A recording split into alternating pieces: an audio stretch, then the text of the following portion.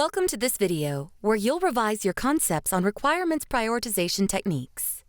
By the end of this video, you will be able to explore the process of prioritizing requirements and create a requirements traceability matrix, RTM, for your capstone project. Align project requirements, stakeholders, and deliverables to ensure efficient tracking and validation, helping you maintain clarity, avoid scope creep, and ensure project success. While managing projects, you often need to determine the importance of various requirements. This is where requirements prioritization techniques help. These techniques focus on delivering the most critical and valuable features within constraints, such as time, budget, and resources. Now let's explore a demo on requirements prioritization techniques.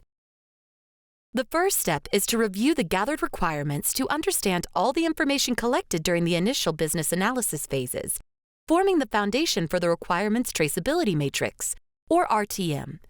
To do so, first, revisit the business requirements document, or BRD, to review key requirements.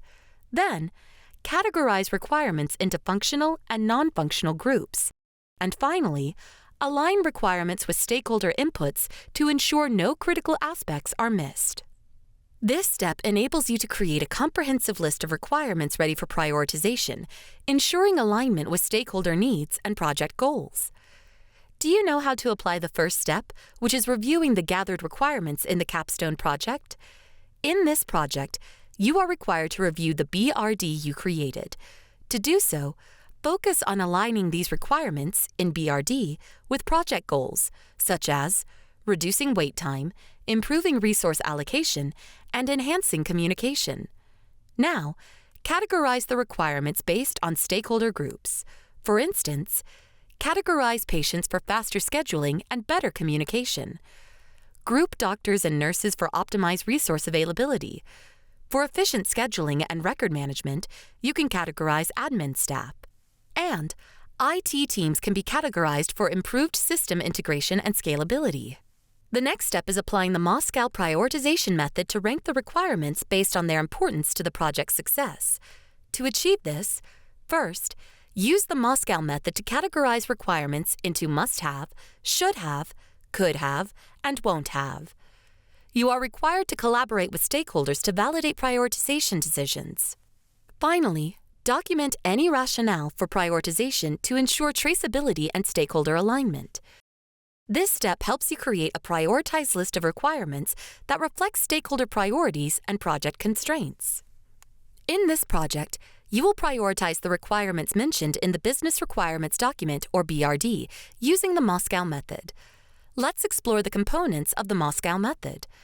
The must-have refers to factors essential for project success, such as automated appointment scheduling. The should-haves are important but not critical factors. Next, the could-haves refer to nice-to-have features that enhance usability, such as personalized notifications.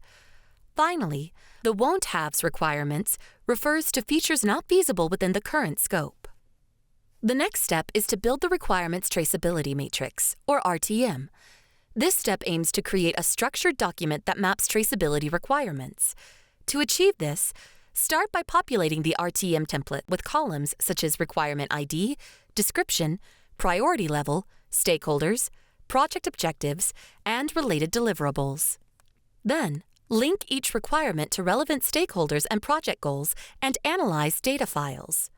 Now, ensure completeness by cross-referencing with the BRD. This step enables you to create a structured RTM that connects requirements with stakeholders, project objectives, and deliverables, enabling effective tracking and alignment. How do you apply RTM in this project? In this project, you will be using the RTM template and creating a structured RTM with the columns such as, under the requirement ID, you assign a unique identifier to each requirement, such as FR1 for functional requirements or NFR1 for non-functional requirements. Requirement description is the column that provides a clear, concise summary of the requirement. Priority level indicates if the priority is must-have, should-have, or could-have. Under the stakeholders column, link the requirements to the stakeholder group that raised it. In the status column, Track the progress of each requirement as approved, pending, or rejected. The last step involves validating and refining the RTM to ensure that the RTM accurately represents all requirements and aligns with stakeholder expectations. To do this, review the RTM for completeness and accuracy. Gather feedback from stakeholders to validate the listed requirements and their prioritization. Finally, refine the RTM based on stakeholder inputs and document all changes. This step enables you to create a finalized RTM that serves as a reliable reference for tracking requirements throughout the project lifecycle. You will validate your RTM to ensure accuracy and completeness. You are required to use a checklist to confirm that all high-priority requirements from the BRD are included. Each requirement aligns with a clear project objective. Stakeholders' priorities are properly captured.